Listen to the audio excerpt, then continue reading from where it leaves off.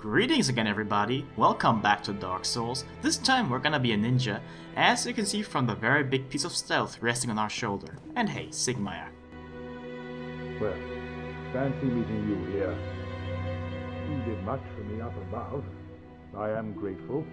You know, I was thinking the gates, the old fortress. Was that your doing? Yes, I knew it. It seemed like an unlikely coincidence. Well, am I fortunate? This Knight of Katarina thanks you sincerely. Please, take this as a token of my gratitude. There you are. I'll be heading down below shortly. There's nothing worthwhile up above. No worries. Venturing is my life. I'm prepared for the worst. So, it's been a while since we've been to Firelink Shrine, so I think we should catch up with some of the people here. But we should also pay our respects to the Firekeeper. She's been avenged and we can now lay her soul to rest in peace. Let's put it back into her cage. Wow, magic happened! She's alive. Thank you. I'm Anastasia of Astora. Now I can continue my duty as a keeper. But I only hope that my impure tongue does not offend. Forgive me. I am impure. My tongue never intended for restoration.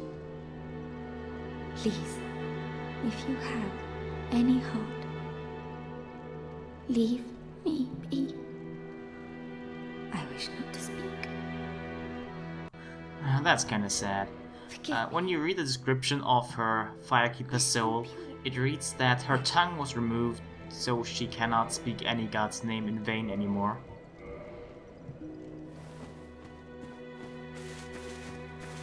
Oh, Laurentius, my friend, don't depress me too. Oh, hello there. You've been a stranger these days. Why? What spectacular pyromancy? Tell me about it. I have never seen anything like it. If you want him to go down to Blighttown and become a hollow, so we have to kill him next time we go down there, you should say yes. Otherwise, the answer is no. I see. I suppose I was mistaken. In any case, I definitely trust you. Apologies, my friend. Forget that I said anything. So while we're already here, let's just go on ahead and upgrade our Pyromancy Flame to plus 15, which is the max level before Ascension. Let's see if there's anything new with our magic friends. Oh, hello. I appreciate the attention, but you really should speak to Master Logan. That will certainly do you more good. Have you spoken to Master Logan? He is an accomplished scholar. The arts of sorcery would never have come this far without his contributions. And he has the nerve to go risking life and limb. What a stubborn old fellow. Goodbye then. Do stay safe. Hello there. What have you been up to? I thought that perhaps you'd gone hollow on me. So have you come to further your study of sorcery? Heading out, are you? I too will leave soon. Undead or no, I shan't stay here forever. You have great potential. Don't go and die over nothing. Our plan for today is to get back down to Blighttown to do things we could have done earlier, but if we had done them earlier before acquiring the Lord Vessel and with it the ability to walk between bonfires, it would have been really hard to return from that area. But first, before I go down to Blighttown, let's actually visit Andre again and give him that Dark Ember. So yes, this is what warping between bonfires looks like. It's basically fast travel, which is really nice to have considering that the world is rather big.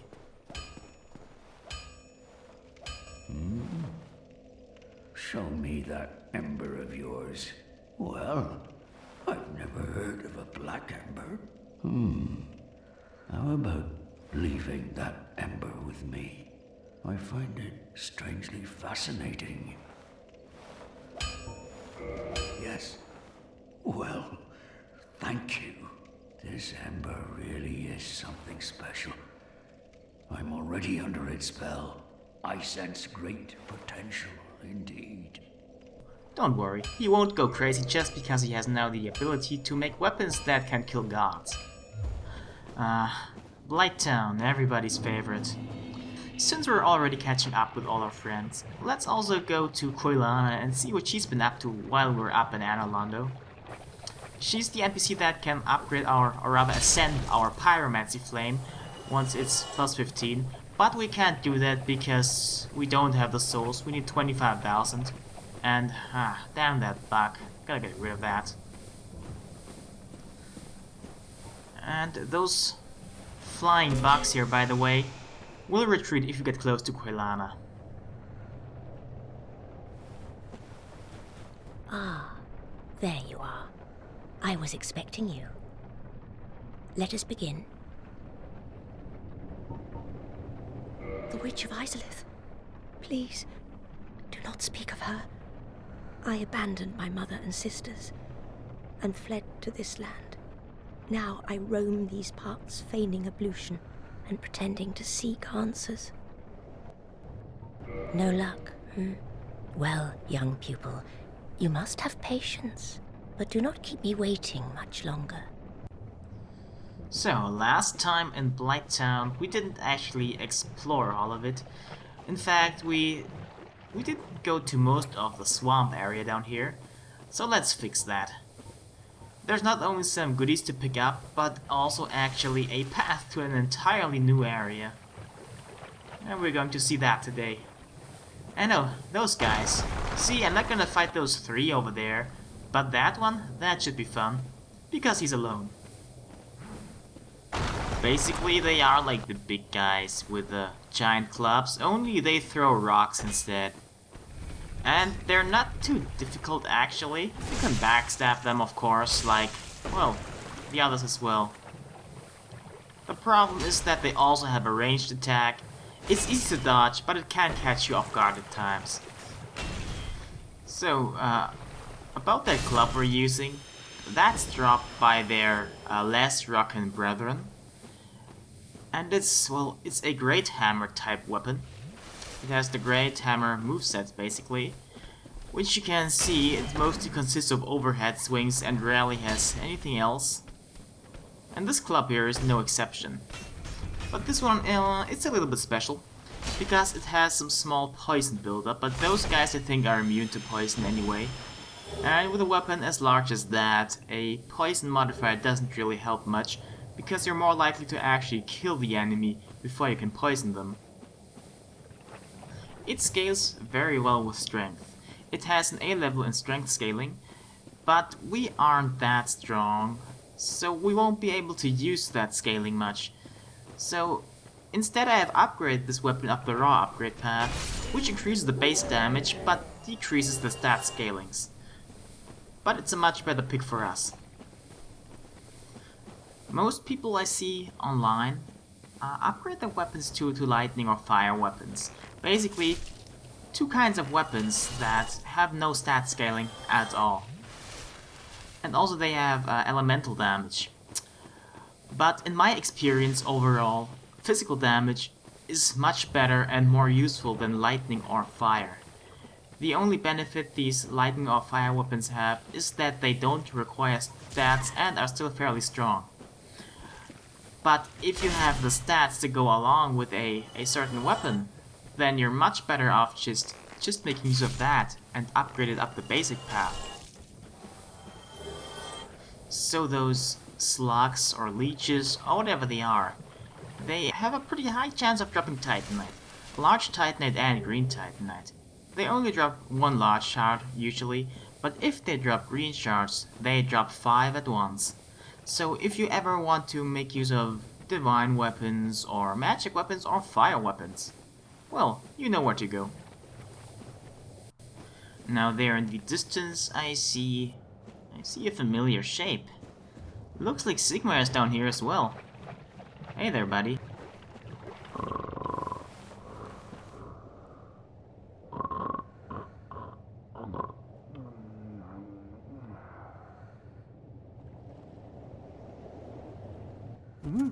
Oh ho! Excuse me, I was so absorbed in thought I just drifted away. You see, I'm actually in a bit of a fix. I've made it this far, but I'm short on antidote moss for the trip back. By my knighthood, I'm ashamed to ask, but can you spare a few scraps of moss? Fantastic! Thank you. A saint you are. This Knight of Katarina expresses his deepest gratitude. I shall not forget this. Please, take this, a symbol of my appreciation. Well, our fates do seem entwined, don't they? Perhaps this, too, is the will of Lord Gwyn.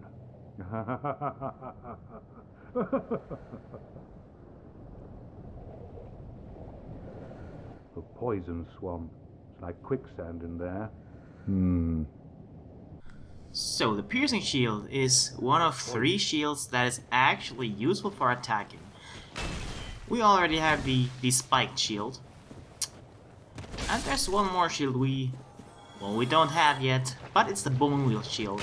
We can get that from the bone wheels, either down in the underground area of the Painted World or in some other place we haven't seen yet, but we'll most likely see fairly soon. And yes, it is possible to dual wield shields. And yeah, it can actually be useful, depending on how well you do it. It actually wasn't an uncommon challenge run until a certain glitch got removed. A glitch that allowed people to basically just carry over items from old characters to new ones. I'm using the Shadow set of armor, which is that sweet ninja garb we have on right now, because it has a fairly high poison resistance. However, you may notice that I am not actually curing the poison once it has built up, because no matter how high your poison resistance is down here, if you go through the swamp, you will get poisoned sooner or later anyway. You might be wondering why I'm two-handing my weapon all the time. Well, the reason is pretty simple. I just can't use it one-handed, because I'm not strong enough. However, to make up for that, at least a little bit, I'm using the Grass Crest shield, which you can see on my back there. That's where the shield always goes when two-handing a weapon. Of course, you can't block like that, not even when attacked from behind. But the shield has a special effect, which is active even when two-handing a weapon. It increases stamina regeneration, which makes it pretty much the best shield if you want to two-hand a weapon. Or, well, in this case, if you have to. This particular spot here, by the way, is hands down the best part of Blighttown if you want to grind for green titanite. Just make sure to equip your covetous gold serpent ring and also stock up on humanity.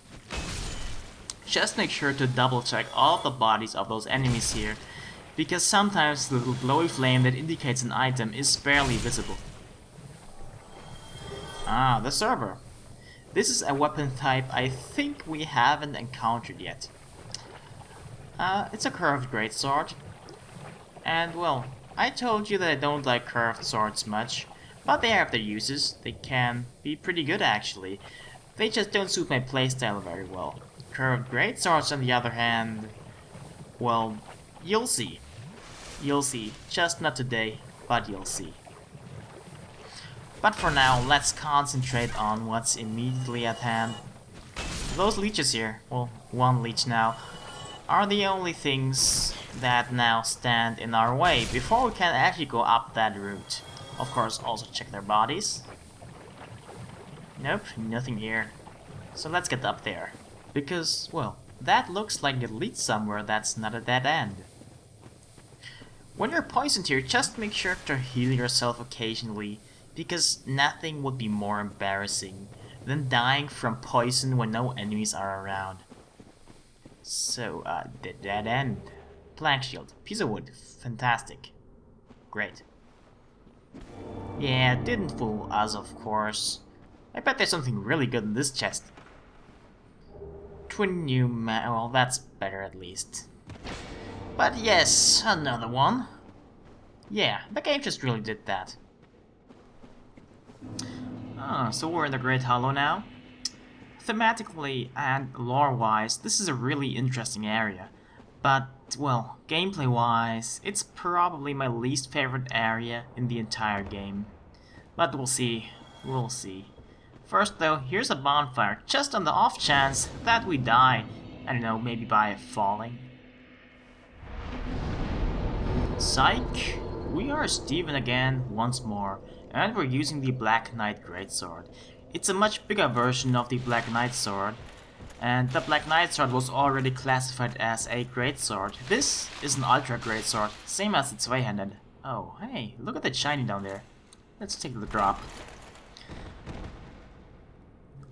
This is the Chloranthy ring. It's a good ring that increases our stamina regeneration. And here's a little cave. This looks suspiciously like a spot we have to go to. And oh, basilisks again. Now, it's important to take those out quickly because they might curse you. You don't want to step into that cloud. And that was the heavy attack of the Black Knight Greatsword. It's fairly slow, but also fairly strong. It's really difficult to use because you need to time it just right. Oh, there's one more item. Yeah, this is a very, very vertical area. You can go up and down, over and over. And you have to look for spots to drop down to get to your destination and also to optional items. I'm gonna spoil it for you though.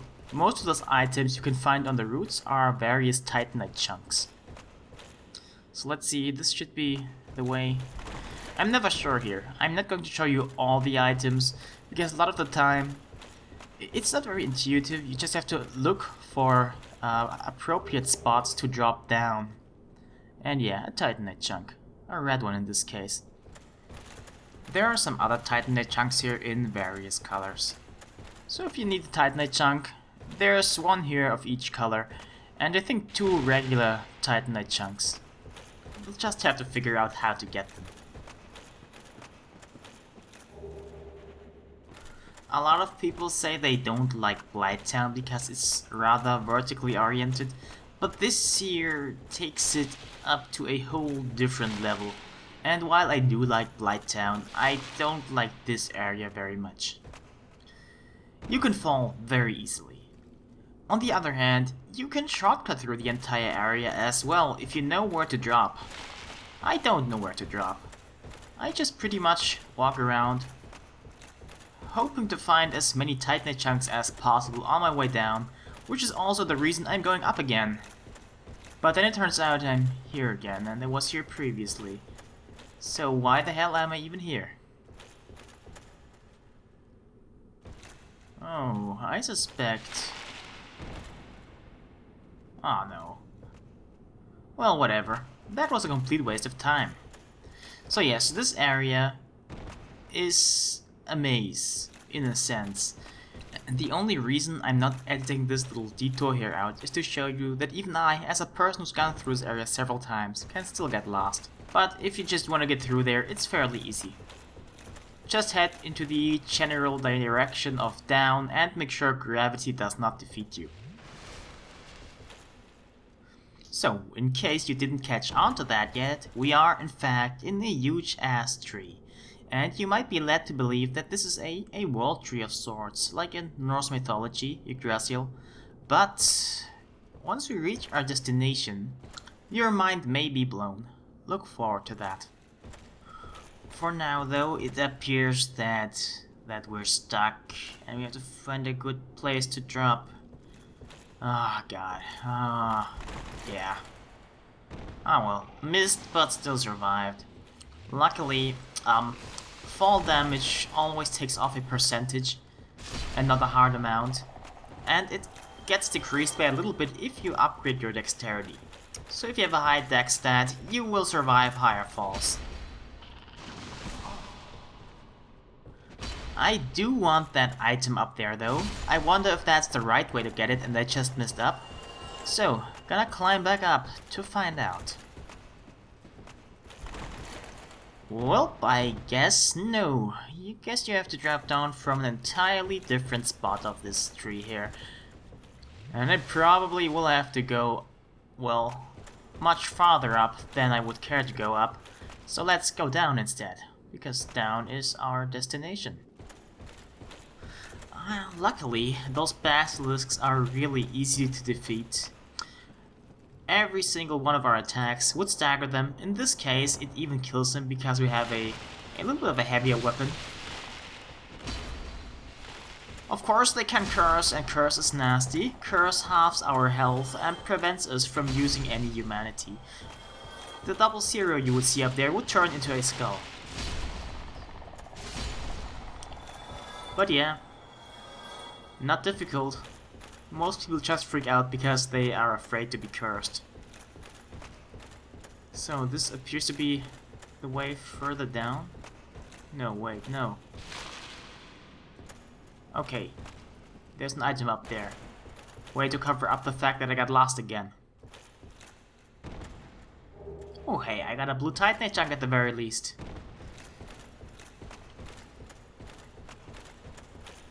Now, this seems like the way down. The glowy lights the way. I actually think it's good game design to lead the player like that.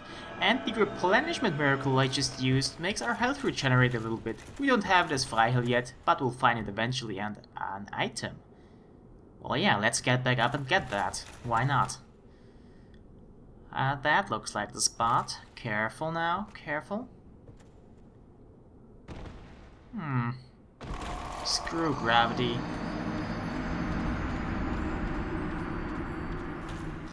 So let's just go further down and not bother with that item again. I mean, hell, maybe I even got it. I don't even remember anymore. I went down there and died so often just trying to get back here and finding items on the way that I don't really know what it did and did not pick up. But yeah, second part of the Great Hollow pretty much. Less tree roots, although there are still some. And more mushrooms, or fungi I should say. That sounds like I'm educated. Now, oh, walking mushrooms. Aren't they cute? Let's kill them all. Their main attack is stumbling onto you. Well, they do have a lot of HP, but I still feel bad for killing them. Because they're so harmless and cute and oh, an item. Well, I spotted that earlier actually, from up there. But let's actually get back up a little bit to get that one thing there. And I swear I never died getting that, because it's fairly easy to get. See? Just jump onto that mushroom cap and then down on that one. And you got it. It's a titanite chunk. And never say no to free titanite chunk. We're now back on the spiraling mushroom cap highway, which would also lead us back up if you wanted to.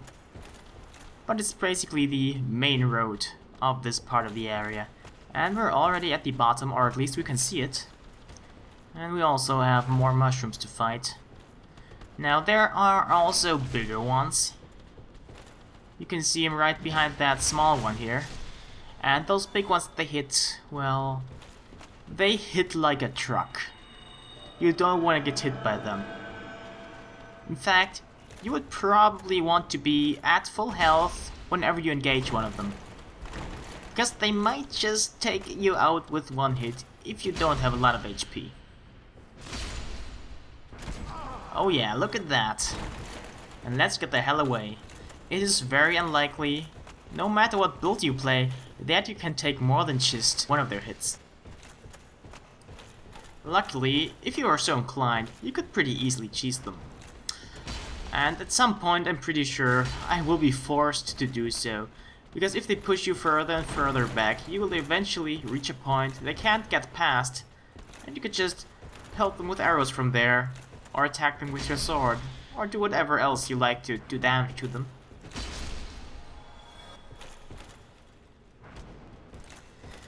those are also pretty goofy enemies compared to the other things we faced so far. I mean, we have tons of different kinds of zombies. We have skeletons, the generic dragons, giant bull demon, goat demon. What else? Well, a dragon whose entire underbelly was composed of teeth. A giant freaky rat with an axe stuck in its one eye. A half spider, half woman demon. A freakish looking thing that looks as though its face melted. And, well, plenty of things, and then mushrooms. Yeah, mushrooms. And this here is pretty much the spot they can't get past if they push you that far. That route there, that's the spot. So yeah, we're pretty much safe here.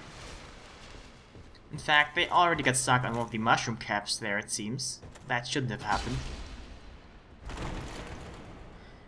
Generally speaking, their attacks are pretty easy to avoid, but they still tend to get hit.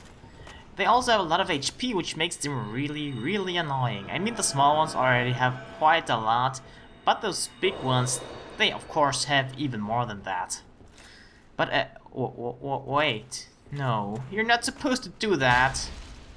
Well, okay. So this is the second time one of those giant-ass mushrooms actually managed to get through there. The other one, well, he's a good boy. He's still stuck. But you can see how much damage I do.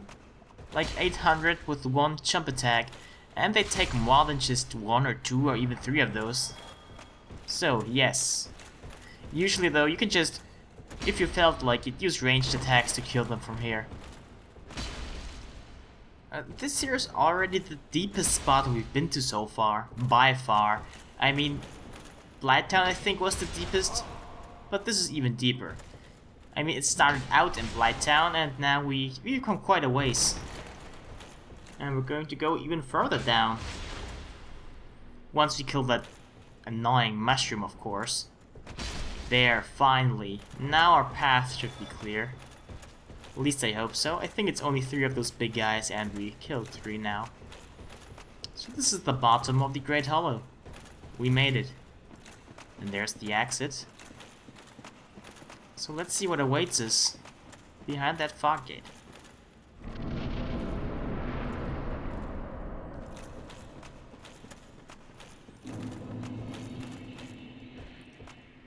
So, yes, it appears that we just came down through one of many trees.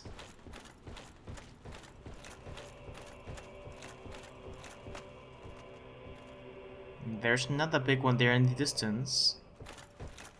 Sadly, we can't go up that one, but this here seems to be in fact the bottom of the world.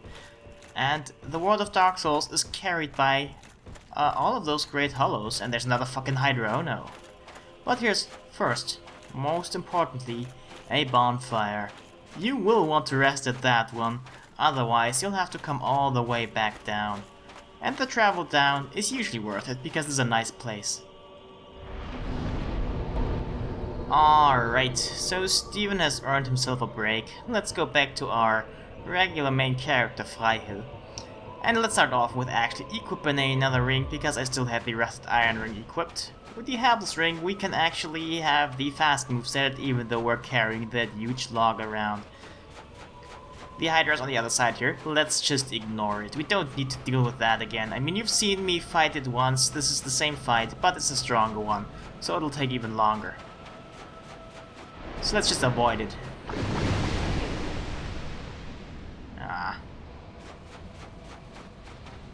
I know I've said this a lot already, but if you paid attention to the intro cinematic, this place here will seem familiar, because we have already seen it actually. Those trees there in the distance, and also the Great Hollow, is what is called a arch tree in the intro cinematic. And supposedly, they carry the world. I think it's a really interesting piece of lore that's just presented to us visually here. What?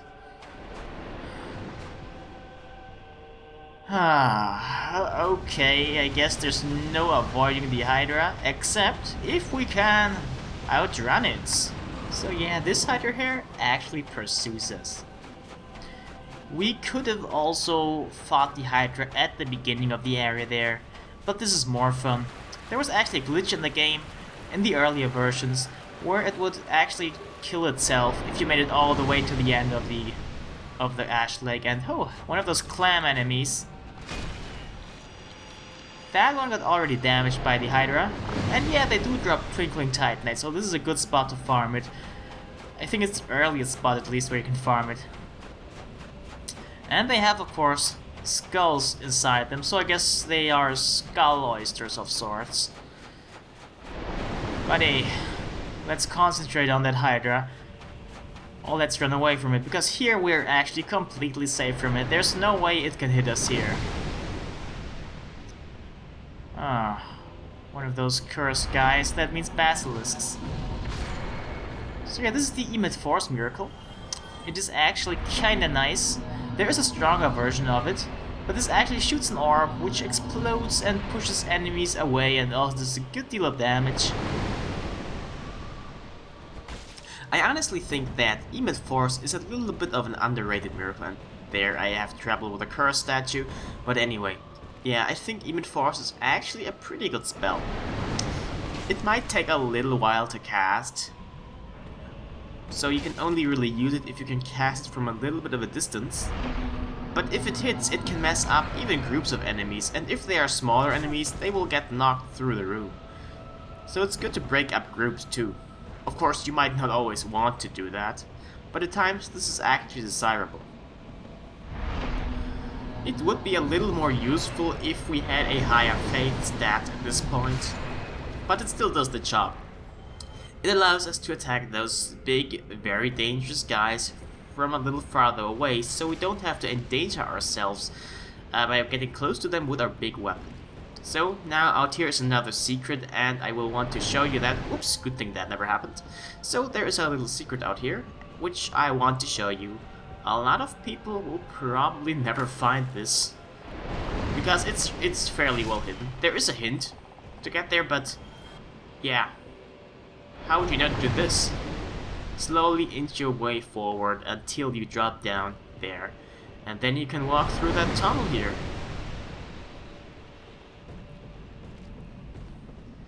And Great Magic Barrier is a miracle devised by Havel the Rock, who hated magic with a passion.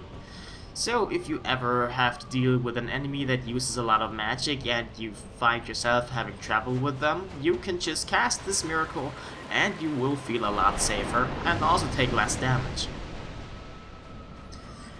Now with that Hydra on our tail, it's best to just run on, ignore all the enemies. It doesn't appear like there are any ahead of us anymore, but behind us there's someone following us, oh no. So there's a little winding path, and you can only walk a little bit into the water, but you can see where the drop is, so yeah. But if you really want to be safe, you could just walk on the sandbanks here. And it appears we will be safe from the Hydra soon. I don't think it can follow us into there. In fact, it appears that it has stopped following us anyway already. You might have noticed that the water here is black, which might be the reason it's called Ash Lake. That or ashes as in the trees, and whoa, what's that thing? Oh, whoa. Yes, this is one of the last everlasting dragons. It is, well, truly immortal. And let's do what we do with everything that doesn't attack us right away. Exactly. Let's chop its tail off with a blunt weapon. We got the Dragon Greatsword, but luckily, the Everlasting Dragon doesn't seem to care about that.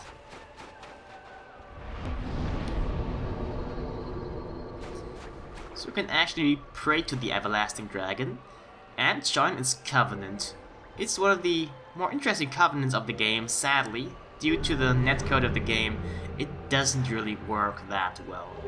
But we get the Dragon Headstone and the Dragon Eye. The Dragon Eye is used to put down a summoning sign for the Covenant, more on that later. And the Dragon Headstone, let's show you what it does. First, we need to equip it. And then we need to lose our helm. then we have to use it.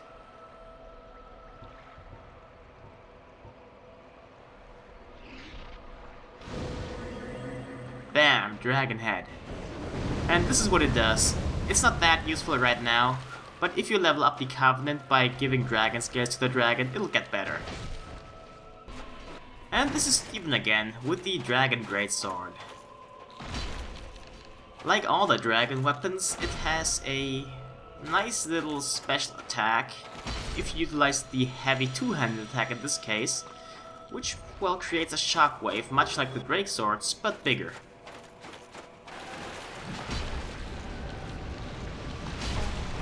And at this point, this is a rather nasty spot to be, because there's a Hydra and 2 of those clams.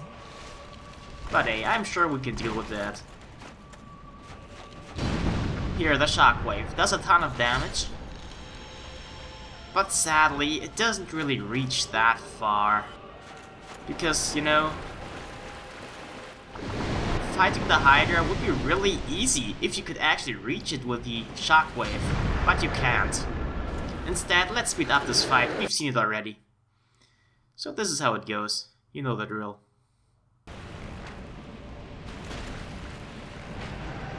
And it is dead again. Now pretty much all of the pickups in this area are dragon scales. We get dragon scales for defeating the Hydra, and that glowy over there, of course, in case you didn't really catch on to that yet, is also a dragon scale. Dragon scales are useful mostly for upgrading dragon weapons though. But for now, I guess it is time for at least Firelink to say goodbye, but I will be sticking with you for another few minutes.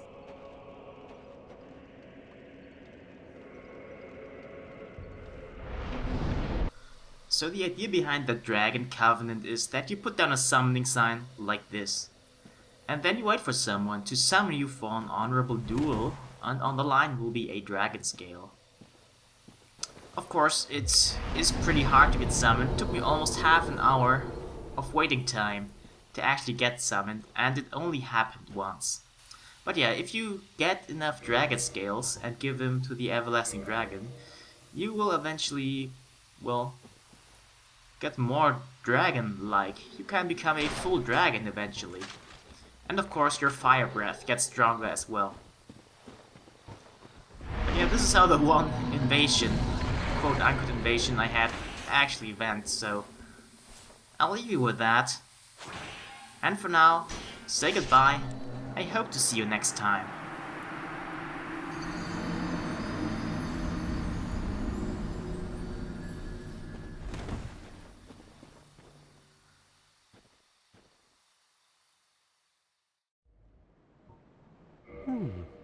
You are a fine trading partner.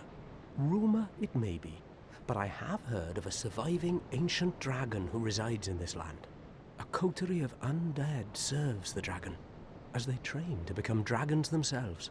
Sounds unlikely, but you never know, do you?